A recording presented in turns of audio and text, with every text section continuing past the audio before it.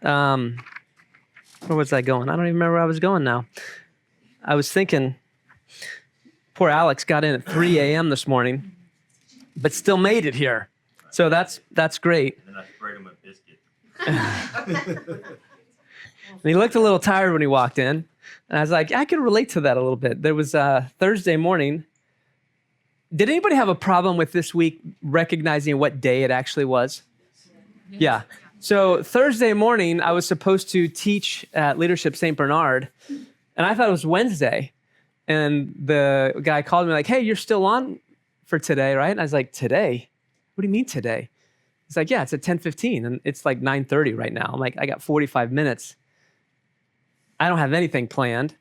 Oh, and I woke up with a migraine, and I'm barely making it through the day, and everything's foggy, and I'm like, and it's raining. I'm like, I got to go and I got to teach, and I don't even know what I'm going to say. And I walked in to Shaman High School, and some of you know Tracy Duplanche. She was there, and she said, you look terrible. Are you okay? I was like, well, thank you. I appreciate that. So you did not look that bad, but whatever I looked like was terrible. So, oh man, that was a good morning. But God did something and downloaded exactly what I needed to say. So, okay, so we are back to identity and heritage. And Don's not here today, but has anybody heard he's got this book called Memento? Has he told you, some of you, about this book? That is, his son gave him a book called Memento. And he's supposed to write down, or actually you speak into this book that they gave him, so he doesn't have to write it down. That's the hard part. These memories of like stories. And I don't know if you've known, some of you know Don, like Don's got a story for a nail, and it reminds me of this dog and then that cat. Like he's got millions and millions of stories. And so his son said, hey, can you record these stories so that when you're gone, we'll have these for our grandkids and the great grandkids and so on and so forth, because you have a million stories. And so as I was studying this week, I thought, you know what? There's probably one of the characters that we've talked about, it's off the board here, that doesn't get a lot of credit. I shouldn't say a lot of credit. He doesn't get a lot of airtime because there's really not a whole lot written about him. And he's not one of the main characters that you look at as like the inspiration. But I thought, there's got to be some stuff in here. So what if we kind of created our own little memento from our character, and like, what would the tales of my life look like if it was from his perspective? And so I'm not going to do any acting today, but I am going to try to do I'm going to tell a story of here's some of the highlights of my life. And I think there's some things that we can, as I dug into this, all of a sudden, all of these things just started jumping off the pages and started putting me, my whiteboard. It was all over. It was this place and that place, and all these things started coming to me. So I hope that you get as much out of this as I got out of it personally, because it was kind of mind-blowing. And so if I were to start my memento, if I were to start writing a tale of my life, I would have to begin at the beginning. When I remember as a child, I remember laughter. My parents would laugh. I would laugh. In fact, the root meaning of my name actually means laughter. And I mean, I loved to joke with my parents. I was so mischievous, and I would make jokes, and I would make fun of them a lot because they were just old. I mean, I had old parents. And so I could joke with them and make fun of them a lot. And it was funny. The house that we lived in was a house of laughter, and we joked a lot. I also had a brother, a big brother. He had a different mom though. So that kind of made things a little bit difficult. It was different times back then, but it was one of those types of families where, there was two families in this group of people that we had. And as an older brother, he did what all older brothers did. He picked on me a lot. He made fun of me and, pushed me around and, the thing that the big brothers do. But he was strong. He was something that I looked up to. In fact, he was trained by my father's trusted emissary, Eliezer. He trained him in warfare, and he trained him with a bow, and his skills were outstanding, unmatched by so many people. Yet, there was a moment in my time where I remember he had to leave. I was just a small boy then, but he and his mom, they left. They left our group. They left our family. But thankfully, we would meet up every once in a while, and he would sometimes tell me these stories. We would meet up in secret, and he would tell me these stories of adventure and mischief and hunting. And he was becoming a pretty great warrior, a leader. And in his own way, his faith in God was growing. Now, let me go back to Romento. As I grew as a boy and into a man, there's probably one story that you know of me. There's one story that everybody talks about, but not everybody gets actually correct. You see, my father, whose faith in God at times seemed just absolutely crazy. Nobody could understand why he was making the decisions. He heard these voices, and they would tell him to leave. They would tell him to go here, to go there. They would tell him to buy this or to buy that. Like, he would hear this voice, and he would do it, and things would just happen. And people thought, like, your dad's kind of a madman, but it works out for him. And I remember, like, I didn't understand everything that was going on, but my dad just had this faith. And one day he told me we needed to go make a sacrifice. Okay, we make sacrifices all the time, but my dad was a little odd this day. So he's like, gather up what we need and we'll leave. Now, you've heard the story before, and most of you, when you've heard the story, you've probably think of me as this little boy. Maybe I was 12 years old or 13 years old, maybe as a teenager, but I was actually in my late 30s. About 37. I know, still single, still living at home. Mom's still feeding me. Like, yeah, I get it. Kind of weird, but that's what was happening. And so, I don't know, maybe I was probably living vicariously through my brother and thinking, all the adventures that he was having. But my mom was so protective. I mean, she was almost like a helicopter parent. She was hovering, like whatever I was doing, she always wanted to make sure that I was safe and protected, didn't want any harm to come to me at all. That was like her greatest fear. Well, when we arrived at the site for this offering to God, there was no animal. There was no animal to sacrifice. My father, he turned and he just looked at me. I was overwhelmed with a feeling that I really can't even describe. It was part fear, it was part anger, anxiety, disbelief, but there was also a peaceful confidence at the same time. There were no words that were shared. My father just looked at me, and I let him bind me. I allowed him to do it. As the sacrifice, I was the one being dedicated. I was the one to be sacrificed. I just did it. I don't know why. And as I was laying there with my father above me, the knife went up, and I think my face went white, and I didn't know what to say, what to do. I just stared in disbelief when a voice yelled out, which seemed like from the heavens. My father's name rang out. And we looked, and there was the ram right there, next to us in the bushes, waiting to be sacrificed. I was dedicated for the sacrifice, but then I was replaced by another animal. My father sacrificed the ram, and we headed down the mountain. We couldn't speak. We couldn't even look at each other.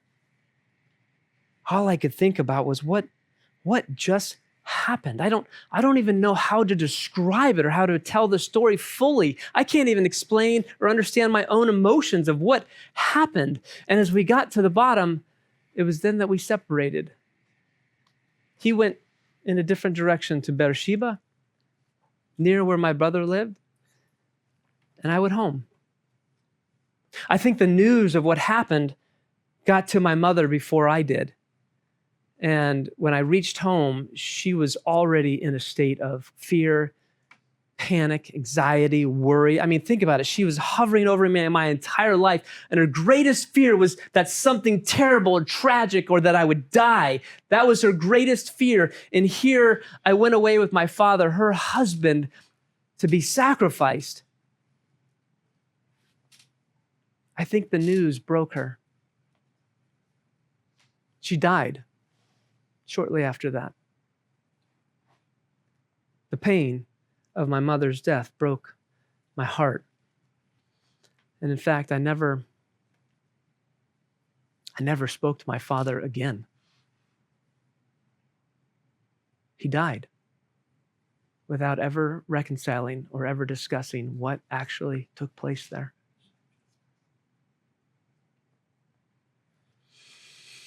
After my mother's death, I started to question everything. Who was I? Who am I as a man? Who is this God that my father follows?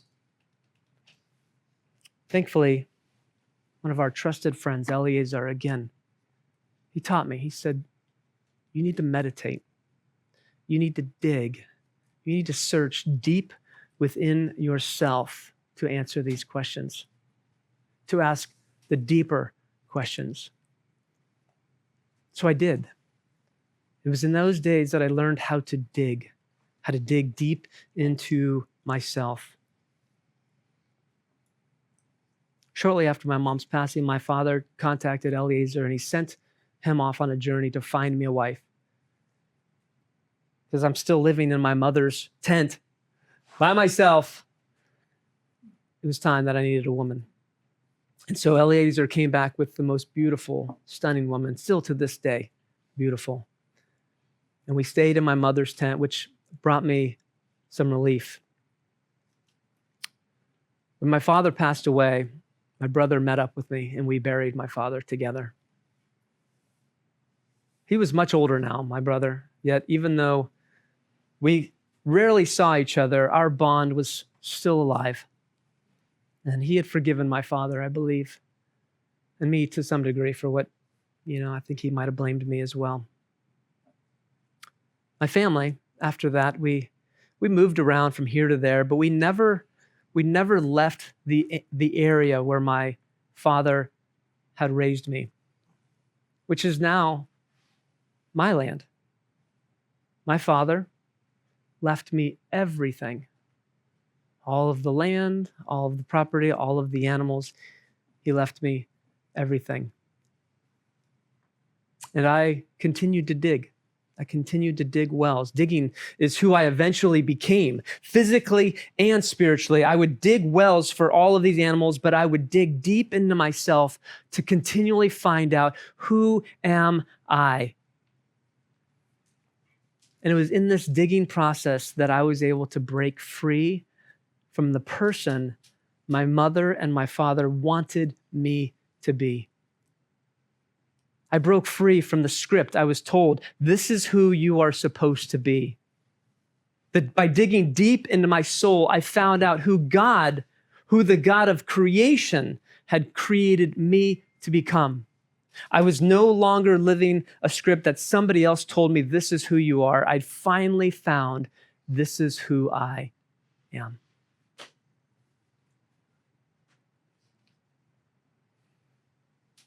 Chapter 1, Memento, end. Yeah. Now, there was 2 points that really, really popped off the page as I was going through this that I really wanted to share. One is, how many times have we talked about Romans 12, 1 and 2? A lot. Romans 12, 1 and 2. Romans 12, 1 says what? Who can read 12, 1 for me? I appeal to you, therefore, brothers, by the mercies of God, to present your bodies as a living sacrifice, holy and acceptable to God, which is your spiritual worship. Which is your spiritual worship. I appeal, I call, I beg, I urge you, brothers, to offer up your bodies as a living sacrifice. What's a living sacrifice? Anybody remember? What is a living? I haven't probably taught this in a long, long time. What is a living sacrifice? Do we remember? Sacrifice that has a blemish before getting slaughtered. So an offering that was brought to the temple to be sacrificed. It was pure. It was unblemished. It was ready to be sacrificed. It was put into the pen with other animals to be sacrificed. And somehow in that pen, another animal stepped on it, broke its leg, or something happened, and it became blemished. Can you sacrifice a blemished animal? No. But what happens? You've already dedicated it to the temple. So now what happens to that animal? The animal now has to spend its entire life, the rest of its life, in service to God. What does he say right here? I urge, I appeal you, brothers, to what? Offer what? Your bodies as a living sacrifice. In other words, it's your choice, but I beg, I appeal, I plead, I urge you to live out the rest of your life in the service of God. As opposed to what? The service of your own pleasures, the service of another king, the service of other things. I beg you, brothers, through the compassion of Elohim, to present your bodies, because you have been set apart. You are holy. You are to be devoted. This is what real worship is. It's not the sign on a wall. It's not a building you go to. It's not just in singing. It's what you do every single moment of every single day. This is worship. Isaac was offered as a sacrifice and dedicated. Then number 2, how are we to be transformed? What does verse 2 say, Alex? Do you still have it? I got it. And do not be conformed to this world, but be transformed by the renewing of your mind, so that you prove what is good and well-pleasing and perfect desire of Elohim. Do not conform to the patterns of this world, but be transformed by the renewing of your mind. What was Isaac doing? He had to dig deep inside of himself to think, who am I really? What is the scripts? What are the things that I've been told? This is who you are. But I have to figure out who I am. I have to know my identity. I mean, do you think Paul had Isaac in mind when he wrote this? Is this a remez? Is he pointing back to something else? Or is this a midrash where he's saying, this is a secondary application? This isn't just about Isaac. This is also about you. Each one of you in this room, I'm writing to this letter that will be read by millions of people over, he doesn't know this. He probably thinks he's writing to one group of people. But somehow this letter has continued to be read 2,000 years later that applies still to us this day. This is about your identity. Who are you? So many people to this day are still living a script, or in other words, I've used as a schema in my book, that someone else has told you this is who you are. Maybe for a lot of people, that script is, you're not good enough. You'll never be as good as your brother. You know, we didn't grow up on the other side of the tracks. We'll never be as wealthy as them. We'll never be successful. We'll never do this. We'll never blah, blah, blah. Fill in the blank. That script that is always talking to you when you think, I really want to do this. And then something inside you says, well, I can't. Where does that come from? That's a script that somebody else put in your brain and said, this is the script of who you are. the character that you are playing in this film of yours. It's what's running in the background all the time. It was assigned to you, but it wasn't your choice. What we don't realize, though, is that there's a difference between choosing and obeying. You didn't choose this script. So why do you keep obeying it? Why do most New Year's resolutions fail? Is it because the plan isn't good enough? Or is it because I didn't think this through enough? Why do most resolutions fail? Anyone? Discipline. Discipline. We think that, right? We think it is discipline. But there's a lot of people with good discipline that don't follow through with these goals. Why not? What? If I miss it once, then I just feel like I backslide and I'm like, why even try? Oh, that's closer. Yes. See, we think it's habits, we think it's discipline, but it actually is behavior is downstream of your identity. Did you catch that? Your behavior is downstream of your identity. What does your mind believe? If you say to people, I'm trying to quit smoking, what is your mind saying? I'm a smoker. If you're saying, I want to get in shape, and I'm trying to get in shape, but I hate working out, you'll never get in shape. Your brain's already told you that's not going to happen. This is the script that you are running on a regular basis. And until you look in the mirror and you say, that's not who I am. I don't believe that to be true. This is not me.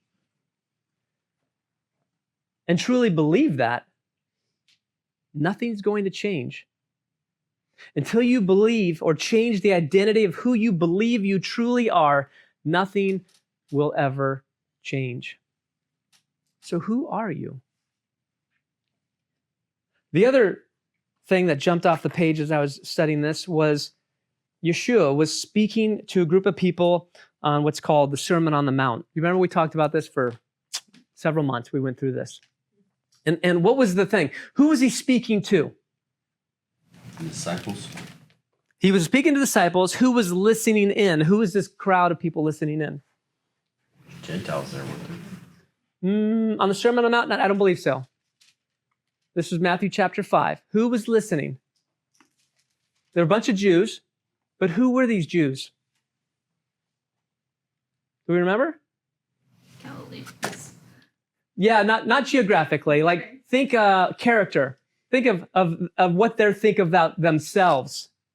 Were they not the people who were poor or poor in spirit? The ones who were not good enough? The ones who, were abused, or the ones that were persecuted? The ones who were on the downtrodden? Was he not speaking directly to these people when you are? Do you guys remember the point? Do we need to read the Beatitudes? Just tell us who the people were. Just give me the answer. The whole thing. This is who they were. They were the downtrodden. They were the victims in their minds. They were the ones who were oppressed, who could never get ahead. And what does Yeshua say to them? No, you don't understand. You are Makarioi. Makarioi. You are, the word was, if you weren't here, we took the word blessed are those is not blessed. It's Makarioi. It is lucky. It is happy. You're lucky to be in this position. Don't you see that? You are so lucky to be poor in spirit right now. You are so lucky that you are persecuted right now. You are so lucky that you have this. He flipped everything that they believed about themselves on their heads. He said, no, this is a happy thing that you should be experiencing right now. Then he says something even more powerful. Right after he goes through this whole thing of telling these people, no, you don't understand how lucky you are. Then he says, this is where the script runs in. You've been running the script of you're the victim. You've the downtrodden. You've been persecuted. You've been all of these things. But now I'm going to tell you, this is who you are. You are the salt of the earth. You are the light of the world. But if you allow all of these things that hold you back, all the things that make you a victim, then what good is salt? If you continue to live out this old identity, this old script, then what good is putting light out if you just put a bucket over the top of it? It's nothing. If you don't believe this is who you are, then nothing will ever change.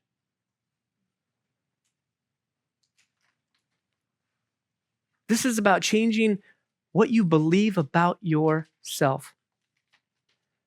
So be the light. Believe that you are more than the script that somebody else told you you were. You were created to be unique because there's no one else like you in this world. And this is the most powerful thing. He says this with conviction. He says this because I believe in you. I believe this is who you are. The question is, do you?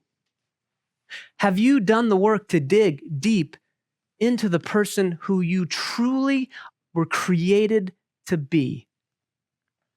Because you are more than the script that someone else gave you.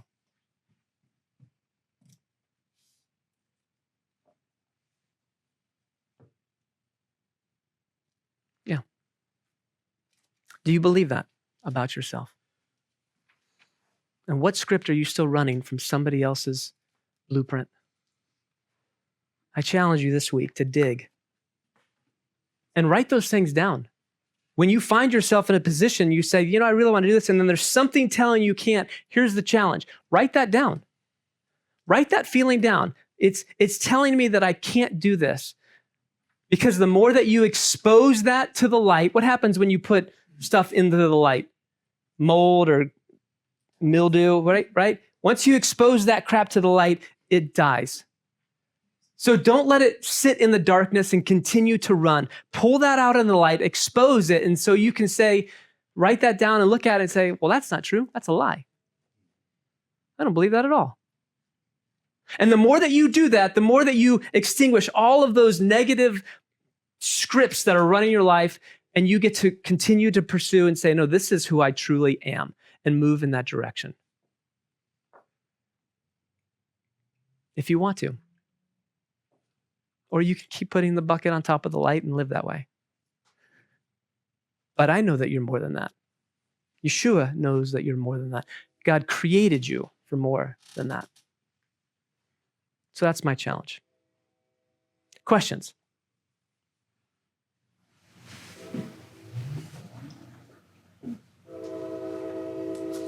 What did Isaac believe about himself? You said he struggled with who he was? I think so. I think so because that's the idea of the digging. There's a lot of midrash, and the rabbis talk a lot about this. Why does it talk over and over about him digging and digging and digging? And digging was always a metaphor in a lot of other places for introspection. And he became known as the digger of wells, which is like going deep into something. So that's where I get that from. Mm-hmm. Later on, it says that was like his job, or his. He dug many wells. The rabbis point this out. He dug many wells. He dug several wells. Mm-hmm. Continued. He uncovered and redug his father's wells that somebody else covered up, holding on to like the tradition of like, this is who our family is. But he dug new wells himself. Mm-hmm. Yes, ma'am. You said he was in his 30s when? 37. 37 was the date, based on when his mother died. And I mean, I have the dates in my office, but yeah, like if you look at the time frames of when all these things were and who was what age, yes, they put him at 37. Wow. So why do we always think of him as like a little kid? Because it doesn't make sense to think a 37-year-old would allow himself to be bound up and sacrificed, right? It says lad, but it doesn't, yeah. You can be translated as young or just, maturity or... 37 is still young. For 120, yeah. Never thought about him being a living sacrifice.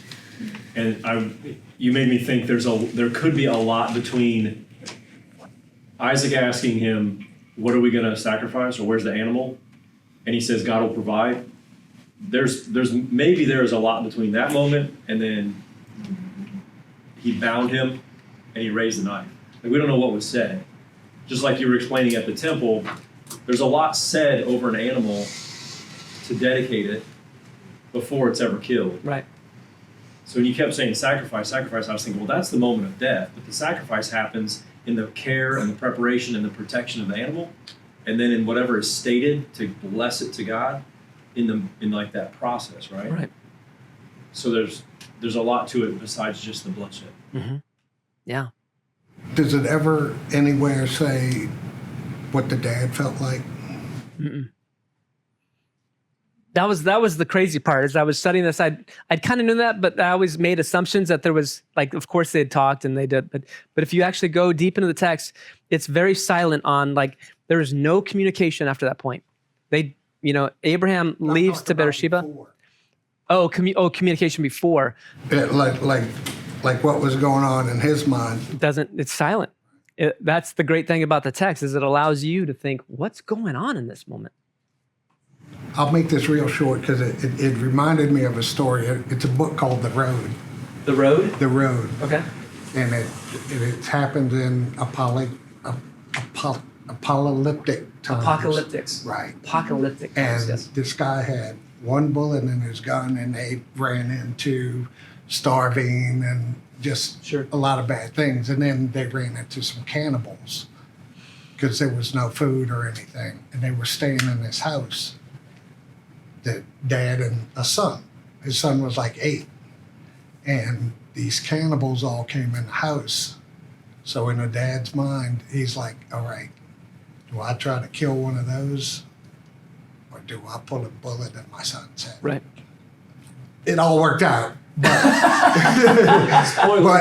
but it's a choice, and I can only imagine what was going through his mind. Sure. That I may have to, because I don't want to meet him. Right.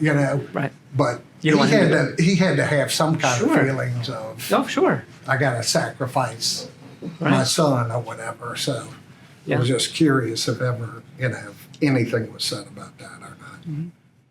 Yeah, the faith of Abraham is one of crazy obedience. That's the only word I could really come up with, because, I mean, at what point do you question God? I'm not doing that. Right. But he was a man of such obedience that it didn't matter. He was willing to do it. Sounds like some Kool-Aid drinking. Yeah. So besides struggling with God calling for human sacrifice, I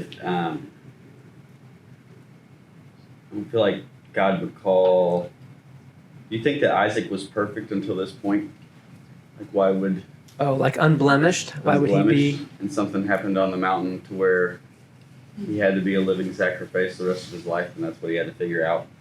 And then, it's an interesting thought. And then the other thought was that, if he was perfect and made to be sacrificed to the world, and Rebecca couldn't do it. She wanted to be the helicopter parent and keep him around and stuff like that. And I correlate that to Mary and Jesus. Mary. You mean Sarah? Sarah. Okay. Not Rebecca. Yeah. Not Rebecca. Sarah. Sarah wasn't able to let go and sacrifice Isaac to the world. Mm. And then Mary got it right. Yeah, she had to let go. Wow, that's a good point. Mm-hmm. It's a good connection. Yeah, just the reminder of as parents, the last thing we want to do is let go, but we have to. We have to let go of our children. We have to allow them to be who they were called to be. It's a hard thing to do, but it's a must. Good points. Anybody else? Man, all right. I think Isaac was really God's speaking to Mandy. I think Isaac was really smart and blemished himself on the way to the mountaintop when he figured out what happened. Yeah, that might have been it. That might have been it, yeah. He blemished himself at some point. All right, well.